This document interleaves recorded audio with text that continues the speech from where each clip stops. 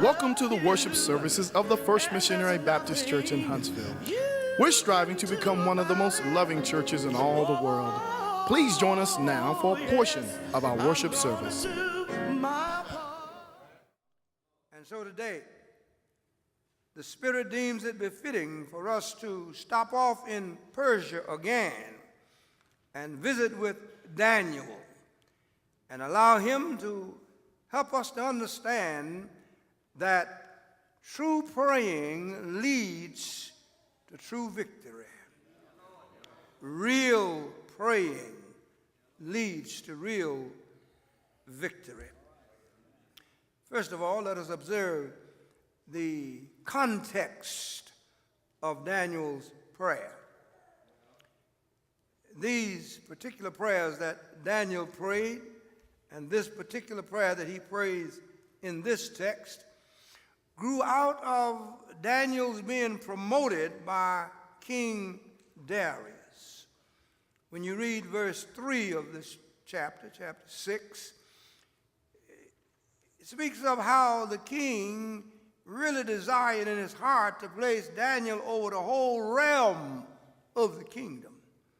Make him first. Put him in charge of all the affairs, to answer only to King Darius. Verses 1 through 9 inform us that King Darius, you remember, appointed 120 governors to govern the various provinces and states throughout the Persian Empire. And then over these 120 governors, he appointed 3 presidents, of which Daniel was one. Now verse 3 reveals that because Daniel had this excellent spirit, that he became more prominent and more outstanding and more distinguished than all the other 2 presidents and all of the other 120 governors. In other words, because of Daniel's prayer life and his humility toward God, God made Daniel wiser and more outstanding and more distinguished than the other 2 presidents and all of the governors of Persia. Now, when Daniel's excellent spirit stood out and above the other 2 presidents and all of these governors and all the other cabinet members and all the other officials in Darius's kingdom, jealousy and envy, as I mentioned in the sermon week before last, arose.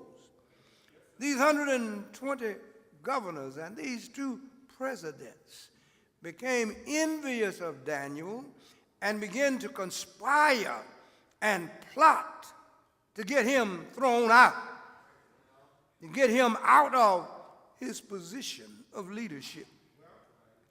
They sought ways to find fault in his conduct and in his job performance, but they could not. You know, we ought to ask ourselves, maybe parenthetically, can anybody find any fault in our conduct and our job performance? Are we squeaky clean? Daniel's conduct and Daniel's job performance was so great that they couldn't find any fault, so they had to try to entrap him in some other way.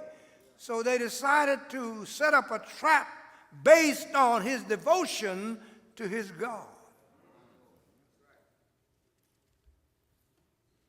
Daniel was flawless in both conduct and work performance. And so since he's flawless in both job performance and work conduct, let's create this religious situation which will entrap him and get him in trouble with King Darius. And so they went to the king and they said, "O king, live forever. We, your government officials, we your cabinet members, we your advisors have all agreed that you should establish a law, and that law should say that for 30 days, anybody who's found praying to anybody except you, O king, shall be thrown in the lion's den. King Darius, in vanity, agreed to that proposition, and he signed the decree, which was an irrevocable decree. Now, this is the context of Daniel's prayer, because verse 10 states that when Daniel knew that the document had been signed, king's signet ring had been placed upon it, it's been signed, then Daniel went home to his house, opened his window toward Jerusalem, got on his knees and prayed 3 times that day, and prayed and gave thanks to God. What a response to conspiracy and plotting and evil tricks. Daniel did not get mad with his fellow presidents. He did not curse out the 120 governors who had tried to entrap him. He didn't even run to King Darius and expose the insidiousness of their scheme. Rather, he went home and prayed in defiance of the king's decree. He, like David Thoreau and others, guilty of civil disobedience. He, like Martin King and others, guilty of civil disobedience. Daniel, what are you trying to teach us? I'm trying to teach you that whenever you get close to God, whenever you commune daily and often with God, don't think that life is going to be easy for you. Don't think that you're going to live on a flower bed of ease, as our elders used to say. Don't think that life is going to be like eating ice cream and cake.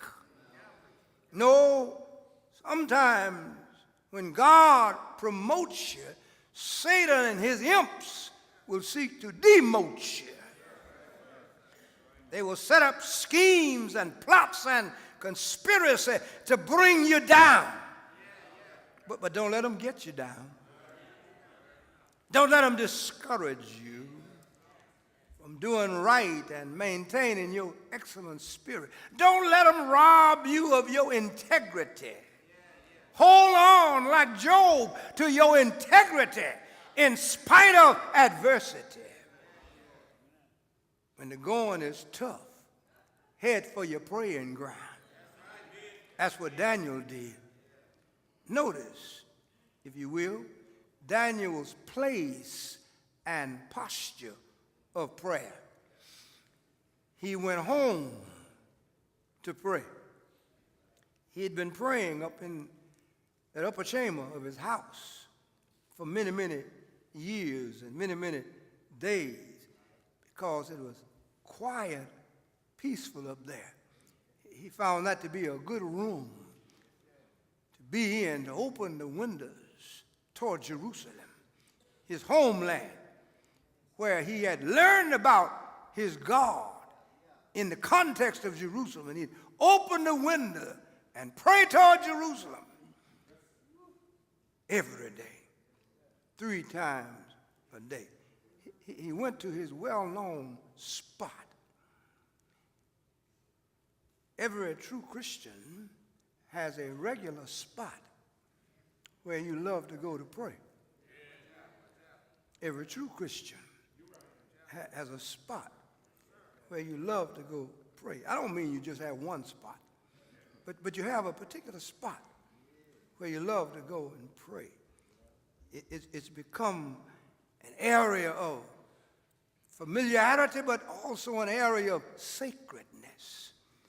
I remember one of my friends said to me one day, he said, you know, Julius, my sacred praying spot is in the house where my big chair is. And every morning when I get up, I go sit in that chair. And my Bible is laid out there because that's where I do a lot of my reading of Scripture. And that's where I talk to God. God and I alone in the big chair. And I just sit there and talk with him. That's my regular place for praying. Now, Jesus had a regular place also, didn't he? Gethsemane was his regular place. He went to Gethsemane on a daily basis to talk with God. Some of us think that simply because the Gospels speak of that one particular time when he fell on his face in Gethsemane and prayed, that's the only time he prayed there. But no, that was his regular praying ground. Daniel's regular praying place was at home in the upper room with the windows open toward Jerusalem. That's where he talked to God. Where's your regular praying spot? I'm sure you have one. I don't need you to tell me today, but where's your regular praying spot? How often do you go there? Do you go there like Daniel 3 times per day? Now, we talk sometimes about other religions and how Christianity supersedes other religions. And the Bible, New Testament, does teach that it supersedes other religions because it's the revelation of God, the full revelation of God in Jesus Christ. I mean, that's just Christian. I don't care what other folks say. That's just Christian. And I'm not being biased when I say that. I'm just simply pointing out what our Bible says, what our New Testament says. Jesus is the full revelation of God, and that's the highest revelation that there is. So Christianity, in that sense, is superior to other revelations of God in other religions. But the Muslims beat us in the praying time. They bow on their faces, down on the floor, down on the ground, 5 times every day. I ask you also, let's observe the posture, not only the place, but the posture of prayer. What was Daniel's posture of prayer? He went home to pray, but what was his posture? The Bible said he knelt down on his knees and he faced Jerusalem with the window open to Jerusalem. He had great memory of Jerusalem because before he was brought to Babylon, now in Persia, as a captive, he had been a citizen of Judah. And the temple was in Jerusalem, the capital of Judah. And in that temple, God was invisibly enthroned in the Holy of Holies. And that was the most holy place in all the world for devout Jews. And Daniel remembered that. That was part of his that was part of his religious formation. And he didn't forget about it. And he just felt closer to God when he turned his face toward Jerusalem. There's just something special about some places when we have met God there before. When I go to Tony, there's a special place out there. You've heard me talk about it many, many times. And sometimes I just walk up to that area and look over there and reminisce. For that's where I met God, out in the wide open pasture. It's sacred to me. And when I was at Vanderbilt, prestigious Vanderbilt Divinity School, nothing was more important to me than that spot in that pasture in Tony, Alabama. And I had to revisit that pastor many times to get my balance in Christianity and in my spiritual relationship with God after I had heard certain professors teach. It was my balancer. It kept me stabilized. That's the reason some folk today well, I don't want to talk about that, man.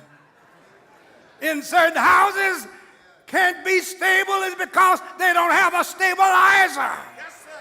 You need a stabilizer in your life. If you don't have a stabilizer, you'll wish and wash and wash and wish. You'll vacillate.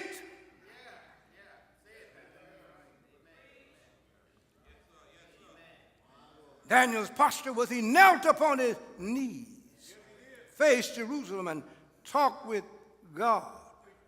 What's your special posture when you pray? Do you like to pray on your knees? If so, wonderful. Of course, now when you get real old, probably need you another posture.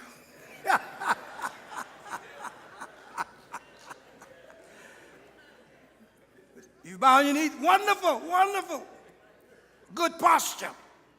Some people, as I was talking about the Muslims a minute ago, they get prostrate before the Lord. They bow with their faces to the earth, to the ground, to the floor, whatever building they're in, you see. Others pray standing. Many times in this church, that's what we do. We pray standing. Others pray sitting. I'm sure that many of you this morning in here have been praying while you were seated in the pew. Just be sure your heart is clean and sincere and pure.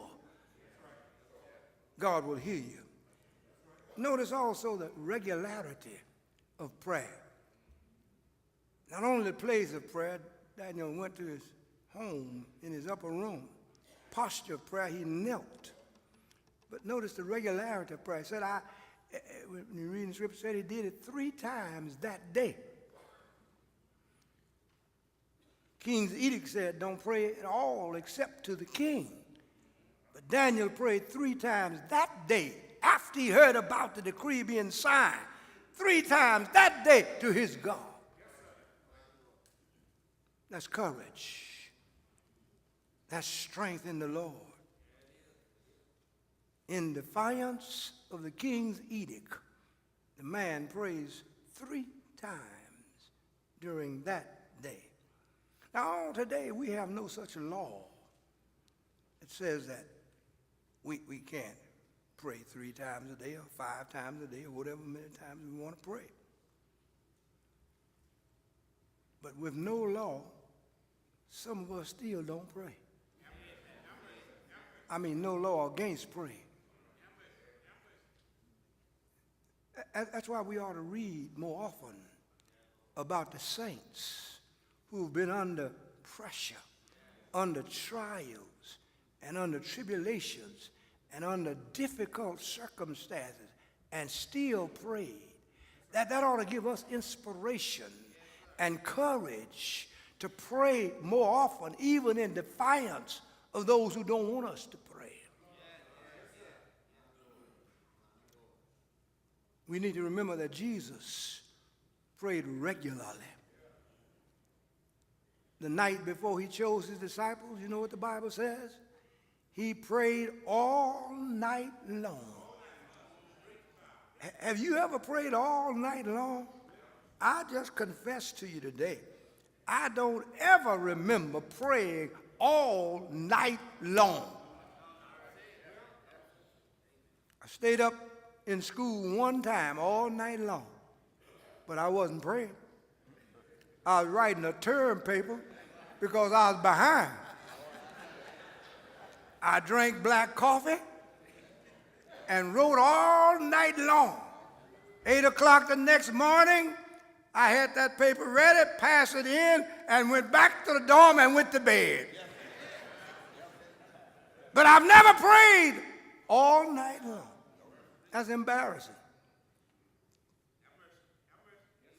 getting behind in my work, writing a term paper all night long, but can't pray all night long. Jesus prayed all night long. And the elders used to say this when they were talking about Jesus. They said, if Jesus had to pray, you got it, what about me? If he had to pray regularly, and he was the Son of God, what about you and what about me? We need to go often to our praying grounds. When you read about the apostles in the New Testament and the Christians in the New Testament, they prayed regularly. You remember when Peter and John went up to the temple and they healed that lame man? You know what that text says? They went up to the temple to pray at the hour of prayer. They kept hours of praying. Let's consider next the content of Daniel's prayer. We looked at the context, the place, posture, regularity, content. Very short. In verse 10, it says, he prayed and gave thanks unto his God. Facing a lion's den. Probability of being eaten up by ferocious lions. And he prays and gives thanks to his God. Now that amazes me. That's extraordinary. Man has the strength to give thanks to God as he prays, facing the lion's den. He's doing what Paul said later on. Paul says, in all things, give thanks. Let's not be too long. Let's close as we ask the question, what were the results of Daniel's prayer? We looked at the context. We looked at the content. What were the results of his praying? For the first thing, the king was touched. When the king heard that it was Daniel that they were after, he had signed that decree that whoever would be praying to any other god other than him would be thrown in the lion's den. And they brought it to him and said Daniel was caught. The king tried to do everything he could to save Daniel because he cared for Daniel. Daniel was a great servant of the king, a great employee of the king. He wanted to save him. And the Lord touched him because all that night he couldn't sleep. That's how much he cared for Daniel. He couldn't sleep. He had a sleepless night trying to figure out how to save Daniel. And when the sun started coming up the next morning, he was rushing to the lion's den. And when he arrived at the lion's den, I'm sure he had his servants with him. When he arrived at the lion's den, here's what he said. O Daniel, servant of the living God, has your God delivered you? He was concerned about the man's deliverance. He was concerned about the man's life. Has your God delivered you? And with poise and strength, you heard old Daniel saying from within the lion's den, yes, he sent his angel and shut the lion's mouth. Now, my dears, I ask you, what were the results? The results was victory. Well, that's what the sermon is all about, isn't it? Prayer and victory. Nobody can give victory like our God. Nobody can answer prayer like our God. I've been listening to some teachers here recently in some of our meetings that we've had regarding our school concerns and that kind of thing, and they've been teaching me about intervention. And I've heard intervention, a long time. We've used it in many other contexts, but it has become fresher to me in this new context. When they're talking about we need interventionists, to come in and get with our students and help them to get over this hump. And it's given me a new appreciation for that understanding of intervention and interventionists. Well, I just want to tell you this morning, our God is an intervener. Nobody can intervene like our God. And every time he intervenes, he comes with victory. And in this case, he came and gave Daniel victory. They thought that Daniel was going to be thrown in the lion's den and was going to be eaten by the ferocious lions. But our God gave him victory. He took those lions and closed their mouths. God is able to close lions' mouths. Not only lions then, but lions now. I hear some roaring here and there in spots and in places, but our God is able to close lions' mouths today. He can close them from the White House to the outer house. He's able to handle lions. And may I tell you, as I get ready to move and open the doors of the church, that our God is a God of victory. He knows how to bring victory to our lives. He brought victory to Daniel's life. But may I tell you, as I move from Daniel and close, there's a greater victory that I want to tell you about. Daniel's victory was a great victory. One of the marvels of God, that he saved him from the lion's den. But if you don't mind, let me go back to the text and tell you that the text says, when they put Daniel in the lion's den, they rolled a stone up at the den and put the king's signature on the stone. May I tell you, on another day, a dark Friday in Jerusalem, they killed Jesus and put him in a borrowed tomb, and they rolled a stone up to the mouth of the tomb. They sealed it with the Caesar Rome seal. But I tell you, our God is a victorious God. They thought that he was defeated. Christianity was dead. His disciples ran off and left him. But our God is able to bring victory. And early Sunday morning, our God brought victory. The angel came down and rolled the stone away. And when the angel rolled the stone away from the mouth of Jesus' tomb, Jesus got up by the power of God, turned around, looked at that grave. Oh, grave, where is your victory? Oh, death, where is your sting? All power in heaven and earth is in my hand. Victory is mine.